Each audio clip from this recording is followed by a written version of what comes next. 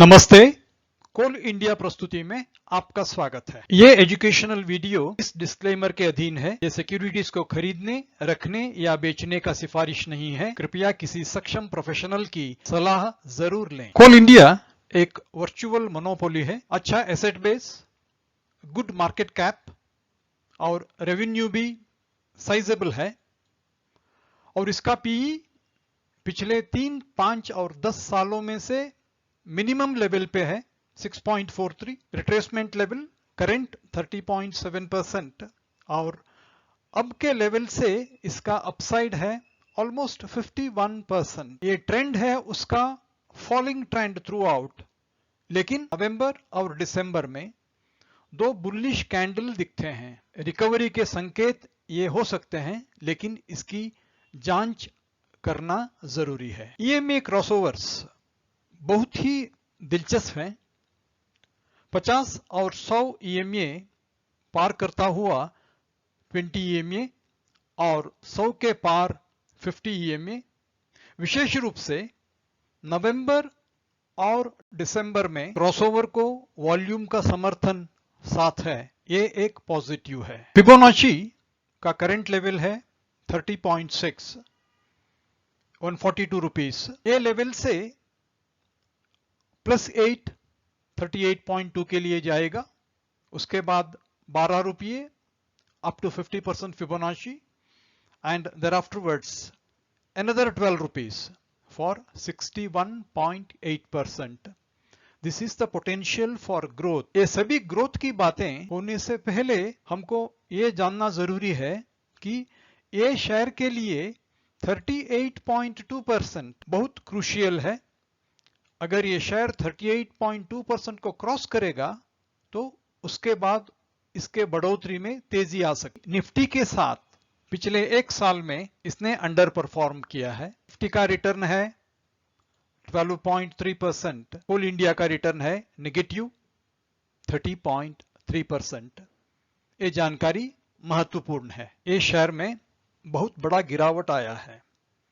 197 से लेकर गिरा है 142 तक, करीब 56 रुपीस का गिरावट आया है। जो गिरावट है मेजर 6 मंथ्स में आया है और ओपनिंग प्राइस को आप अगर 100 समझें तो इसका आज का प्राइस है 71.7, मतलब ये 60% गिरा है और इसमें रिकवरी आई है 33%, मतलब जितना गिरा है उसका सिर्फ आधा रिकवर हुआ है, बाकी आधा फिर भी बचा है। 2 महीने के ट्रेडिंग डेटा से पता चलता है कि केवल प्राइस बढ़ गया है, डिलीवरी परसेंटेज नेगेटिव है, क्वांटिटी पर ट्रेड और टोटल क्वांटिटी तीनों नेगेटिव में चल रहे हैं। इनके एक साथ ना चलने से ट्रेंड बैरिश नजर आता है। विशेष रूप से ये शेयर 38.2% रिट्रेसमेंट लेवल पर प्रतिरोध का सामना करता है। इसने ऐसे कई बार किया है, मार्च के आखिर में, जून में, फिर सितंबर और मिड दिसंबर में 38.2% पर यह स्टॉक हर बार रिबाउंड करता है और नीचे की ओर चल पड़ता है। ये इस शेयर की बहुत बड़ी कमजोरी है। कोल इंडिया का एक मेजर प्रॉब्लम यह है कि उसके ऑपरेटिंग एक्टिविटीज से जरूरत के मुताबिक कैश फ्लो नहीं आ रहा है। अगर आप देखें तो सितंबर 18 हाफ ईयर उनका EBITDA था, कैश प्रॉफिट 9600, वो सितंबर 2020 आने तक तो 2500 कम होके 7000 करोड़ में पहुंच गया। रेवेन्यू आप नॉर्मलाइज करके देखें तो 98.5 से 84.1 में उतर गया है। वैसे ही उनका कैश प्रॉफिट 20.5 से 14.9। This is quite dangerous to the company. अगर आप क्वार्टरली रिजल्ट्स देखें तो उसमें दिखाते हैं कि उनका परफॉर्मेंस बहुत बड़ा है।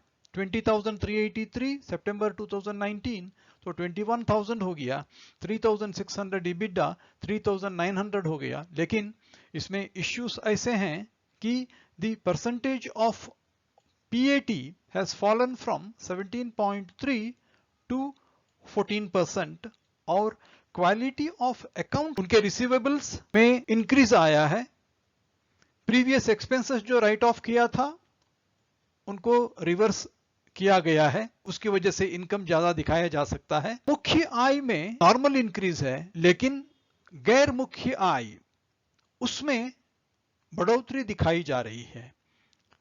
तो इसका असर कंपनी के फाइनेंशियल के क्वालिटी पर हो सकता है। कंपनी का टारगेट है FY24 के लिए 1 बिलियन टन। 1 बिलियन टन के लिए टारगेट अचीव करना तभी संभव है जब भी आप करेस्पॉन्डिंग केपेक्स स्पेंड करते हैं। लेकिन ये कंपनी का प्रॉब्लम यह है कि बहुत बड़ी कैपिटल बजट जो इन्होंने बनाया है, इनको अपने ऑपरेटिंग एक्टिविटीज से कैश नहीं मिल रहा है, तो ये पैसा किधर से आ रहा है?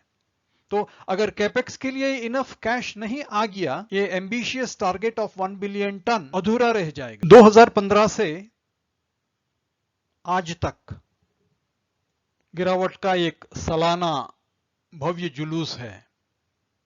2015 में 300 रुपीस, 16,272, 17,234 and 18,228, 19,178 and 110। 447 से 110 तक बिना रुकावट के साल के बाद साल सिर्फ गिरावट ही गिरावट।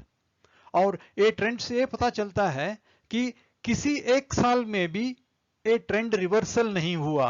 तो ये दो कैंडल्स जो बुलिश की अवतार में आए हैं, इन पर भरोसा नहीं किया जा सकता। ऑर्डिनेंस के मुताबिक कोल माइनिंग में प्राइवेट सेक्टर की एंट्री हो रही है। इससे कोल इंडिया का मोनोपोली खत्म हो रही है। ऐसी हालत में कोल इंडिया के ऊपर फिर से प्रेशर बढ़ जाएंगे। तो ये एक बहुत बड़ा चैलेंज है कोल इंडिया के लिए।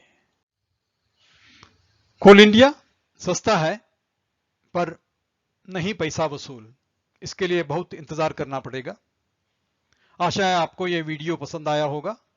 कृपया इसको शेयर करें और चैनल को सब्सक्राइब करें। धन्यवाद। Thanks a lot.